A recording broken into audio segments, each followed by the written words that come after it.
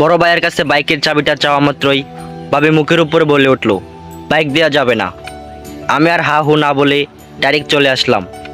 ভাবি না করতেই পারে, কারণ বাইকটা যে ভাইয়ার শ্বশুরবাড়ি থেকে দিয়েছে, তাই সে ডিরেক্ট না করে দিয়েছে। মনের মাঝে কিছুটা কষ্ট পেয়ে তার রুম থেকে বাইর হয়ে আসলাম। বাসায় আর না দাঁড়িয়ে চুপচাপ আমার কাজে চলে গেলাম। আমার বড় ভাই বিয়ে করেছে 2 মাসের মতো হলো। ভাইয়া ভালো একটা কোম্পানিতে চাকরি করে। আমার বাবা নেই 4 বছরের মতো হলো। বাবা আমাদের ছেড়ে যাওয়ার পর ভাইয়াই সংসারে হাল ধরেছে। তার ইনকামের টাকাতেই আমাদের সংসার চলে। ভাইয়া কখনো নিজের জন্য কিছু কিনে নাই, আগে আমার জন্য কিছু কিনে দিয়ে তারপর নিজের জন্য কিনেছেন। আমি ইন্টার সেকেন্ড ইয়ারে পড়াশোনা করছি।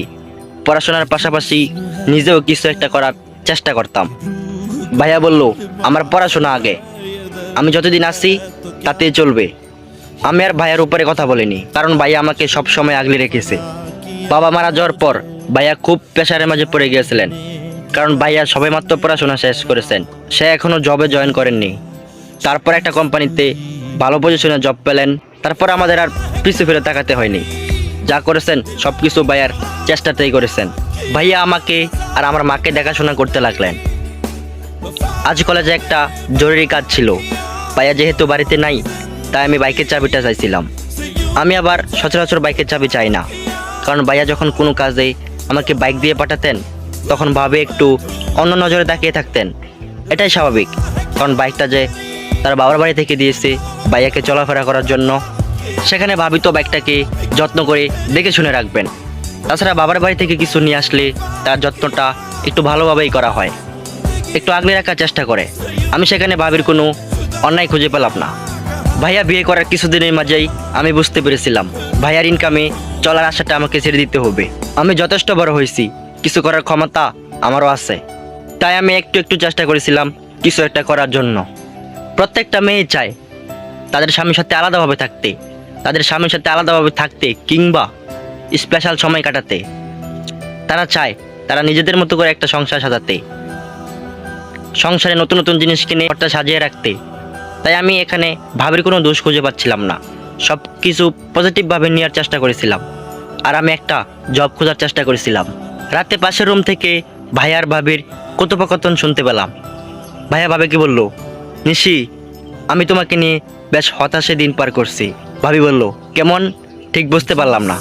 তুমি সকালে এভাবে আচরণ না করলেও পারতে। আবির তো আমার ভাই হয়, আর আমি ছাড়া আবিরের কে আছে বলো? বাবা তো আমাদের ছেড়ে চলেই গেলেন। ভাবি তখন ভাইয়াকে বলল, রায়ান দেখো, বাইকটা আমার বাবা দিয়েছে, আমি তো বাইকের যত্ন নিতে পারি, তাই না? আর যদিও তখন একটা অ্যাক্সিডেন্ট হতো, তাহলে কি একটা অবস্থা হতো ভেবে দেখেছো? আর ও তো এখনো ছোট, বাইকের ক্ষতি হলে তোমার পকেট থেকে টাকা যেত। এত কিছুর কি দরকার ছিল? ভাইয়া তখন ভাবিকে বলল, সেট আপ, মুখে যা আসে তা বলে তো হবে না। আবির আমার ছোট ভাই, আর সে আমার কাছে কোনো কিছু আবদার করতেই পারে, আর এই ব্যাপারে তোমার কিছু বলতে হবে না। ও যদিও কোনো ভুল করে থাকে, তাহলে আমি আছি শাসন করার জন্য। এখানে তোমার কিছু বলার থাকে না। আমি পরবর্তীতে চাইবো না তুমি এমন কিছু করো কিংবা বলো যাতে আমার ভাই এবং আমার মা কষ্ট পায়। আমি এটা সহ্য করতে পারবো না। ভাইয়া একটু মেজাজ নেই রুম থেকে বের হয়ে আসলেন। ভাইয়ের কথা শুনে আমার চোখে পানি এসে পড়লো। ভাই আমাকে এতটা ভালোবাসে তা আমি আগে কখনো অনুভব করিনি। আজ আমার ভাইয়ের কথা শুনে আমার চোখের পানি আর না ফেলে পারলাম না।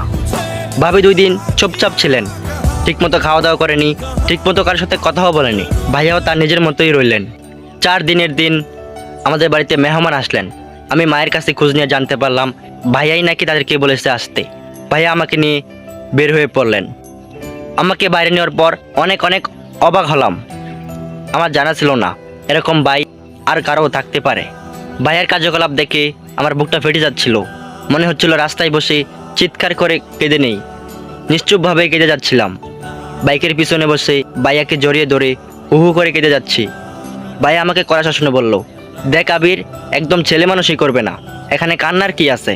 আমি কেন কাঁদছি তা পরে বলছি। আমি ভাইয়ার ভাবনায় ডুবে রইলাম। আমার ভাবনায় শুধুই ভাইয়া। আমরা 2 ভাই যখন বাড়ির উঠানে গেলাম, তখন সবাই আমাদের দিকে অবাক হয়ে রইলেন। ঘর থেকে মা এবং ভাবির পরিবার এসে আমাদের সামনে দাঁড়ালেন। ভাবি কিছু বলতে যাবে, তখনই ভাইয়া ভাবিকে থামিয়ে ভাইয়ার শ্বশুরকে বললেন, বাবা আমায় ক্ষমা করবেন, আমি প্রথমেই আপনাদের কাছে ক্ষমা চেয়ে নিচ্ছি। আমি জানি কথাটা শুনে কষ্ট পাবেন, কিন্তু আপনি যতটা কষ্ট পাবেন তার চেয়ে দ্বিগুণ কষ্ট পেয়ে আমি বসে আছি। এই যে একটা বাইক দেখতেছেন, এটা আমার ভাই আবিরের বাইক। আমি আর আবির কিনে নিয়ে আসলাম, আর আপনারা যে বাইকটা দিয়েছিলেন ওইটা নিয়ে যাবেন। আমি চাই না আপনাদের কোনো জিনিস এই বাসায় থাকুক। আপনাদের মেয়েকে আমাকে দিয়েছেন, এটাই অনেক কিছু। আমি ওকে খুব আগলে রাখবো, তাতে কোনো কমতি থাকবে না। আমি আপনাদের কিছুই চাই না। আমি বিয়ের সময় বলেছিলাম আমার কিছুই লাগবে না, তাও জোর করে আপনারা দিয়েছিলেন। নিশি, আপনার দেওয়া বাইকের জন্য আমার ভাই আবিরকে কষ্ট দিয়েছে, তাই আমি আপনাদের সকল জিনিস ফিরিয়ে দিতে যাচ্ছি। ভাবছেন এটা হয়তো আমি আবেগের বশে করছি, কিন্তু যাই ভাবেন না কেন আমার কোনো আপত্তি নাই। আমার ভাইয়ের চাওয়া পূরণ করার দায়িত্ব শুধুমাত্র আমার। আমার বাবা বেঁচে থাকলে আমার বাবার কাছেই চাইতো। বাবা যেহেতু নাই, সেহেতু আমি আমার ভাইয়ের সব। তাছাড়া আমার বাবা আমার পড়াশোনার জন্য অনেক টাকা নষ্ট করেছে, আর সেই টাকার ভাগ আমার ভাইয়েরও আছে।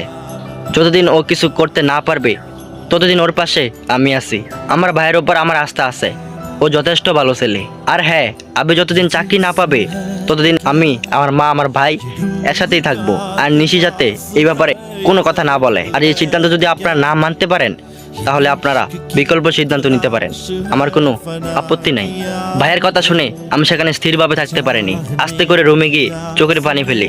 ভাইয়া আমাকে শাসন করতো ঠিক আছে, কিন্তু যে এতটা ভালোবাসবে তা আমি কখনো কল্পনাও করিনি। সত্যি ভাই ভাই আর ভাই বোনের ভালোবাসার কাছে পৃথিবীর কোনো ভালোবাসার তুলনাই হয় না।